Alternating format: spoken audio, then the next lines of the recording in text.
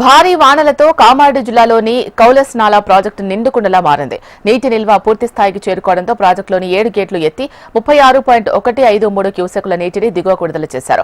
Project పూర్తి స్థాయి నీటి మట్టం 458 అడుగులు కాగా ప్రస్తుతం 457.65 అడుగులు. ప్రాజెక్టు పూర్తి స్థాయి నీటి సామర్థ్యం 1.237 టీఎంసీలు కాగా ప్రస్తుతం 1.152 టీఎంసీలు నిల్వ ఉన్నట్లు ప్రాజెక్టు అధికారులు తెలిపారు. ప్రాజెక్టు ఎగువ ప్రాంతాలైన కర్ణాటక, మహారాష్ట్ర నుంచి కౌలస్ నాలా ప్రాజెక్టులోకి వరద పోటెత్తుతోంది. కౌలస్ వాగు ద్వారా మంజీరా నదిలోకి నీటిని విడుదల చేశారు.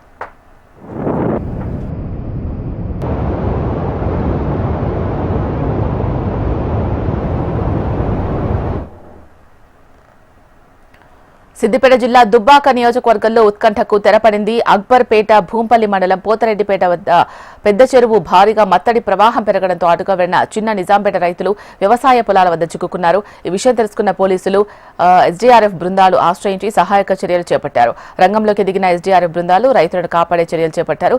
బోటు సహాయంతో రైతుల వద్దకు వెళ్లే ప్రయత్నించారు. వరద ఉధృతి ఎక్కువగా ఉండడంతో ఎస్డీఆర్ఎఫ్ సిబ్బంది తీవ్రంగా శ్రమించాల్సి వచ్చింది. చిక్కుకున్న రైతుల్ని బోటు సహాయంతో పోలీసులు కాపాడారు. ఎంతగానో శ్రమించి ఎస్డీఆర్ఎఫ్ బృందం రైతులను గ్రామానికి తీసుకురావడంపై గ్రామస్తులు ఆనందాన్ని వ్యక్తం చేశారు.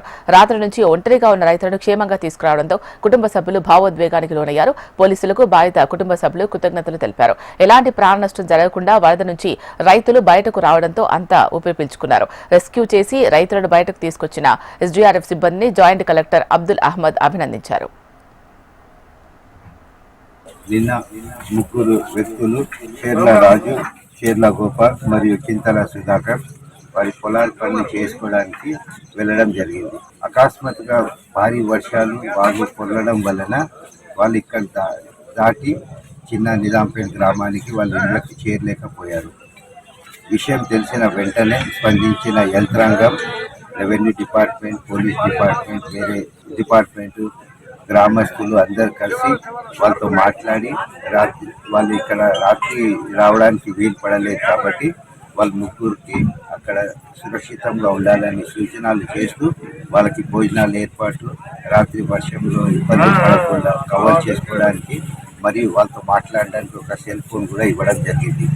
ఇమీడియట్ ఈ విషయాన్ని స్టేట్ లెవెల్లో చెప్పి అక్కడి నుంచి ఎస్డీఆర్ఎఫ్ వాళ్ళు పిలవడం జరిగింది.